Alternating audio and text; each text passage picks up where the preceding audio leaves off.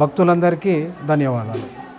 అయితే ఈసారి మహాశివరాత్రి సందర్భంగా పెద్ద ఎత్తున ప్రజలు రావడం జరిగింది. దాంట్లో భాగంగా అన్ని డిపార్ట్మెంట్లు అంటే పోలీస్ వారి శాఖ కానీ, మరియు రెవెన్యూ కానీ, మరియు మున్సిపాలిటీ కానీ, మరియు ప్రెస్ సోదరులు, మీడియా కానీ, ఎలక్ట్రానిక్ ప్రింట్ మీడియా మిత్రులు కానీ మాకు సహకారాలు అందించారు. భక్తులకు ఎలాంటి ఇబ్బందులు కలగకుండా చూడడం జరిగింది. అందరికీ పేరు పేరున కృతజ్ఞతలు తెలియజేస్తున్నాము. ఓం నమః శివాయ. ఓం నమః శివాయ.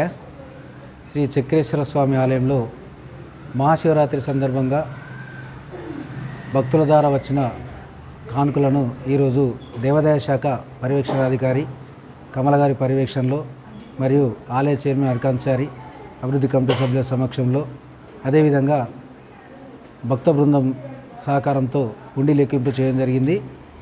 ఈ శివరాత్రి సందర్భంగా భక్తులు కానుకల రూపేణా సమర్పించిన రూపాయలు 3,02,990 రూపాయలు వచ్చినవి.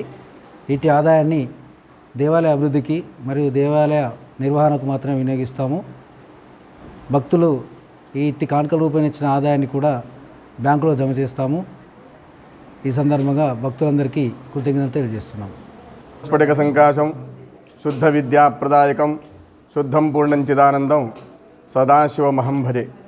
దేవాదాయ ధర్మాదాయ శాఖ వారి శ్రీ అన్నపూర్ణాంబా సమేత చక్రేశ్వర స్వామి దేవస్థానం బోధన్ పట్టణంలో గల మహాశివరాత్రి పర్వదినాన్ని పురస్కరించుకొని మహాశివరాత్రి జాతర బ్రహ్మోత్సవాలకు అధిక సంఖ్యలో భక్తులు వచ్చి దర్శనాది అభిషేకాది కార్యక్రమాలను నిర్వహించుకొని ఇట్టి కార్యక్రమంలో ధన రూపంలో వస్తు రూపంలో స్వామివారికి అర్పించినటువంటి ఏవైతే హుండీ ఉంటుందో అటువంటి హుండీ లెక్కింపు జరిగింది.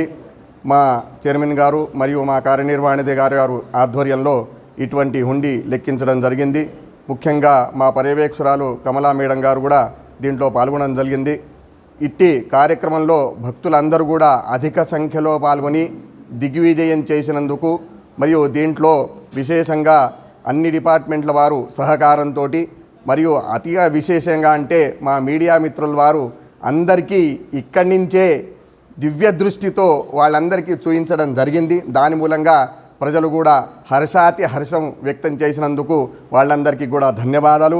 మరియు ముఖ్యంగా మా మీడియా మిత్రులందరికీ కూడా ధన్యవాదాలు తెలుపుతూ ఇట్టి కార్యక్రమంలో అందరూ పాల్గొన్నందుకు స్వామివారి కృపా కటాక్షాలు కలుగాక అని ప్రార్థిస్తున్నాం.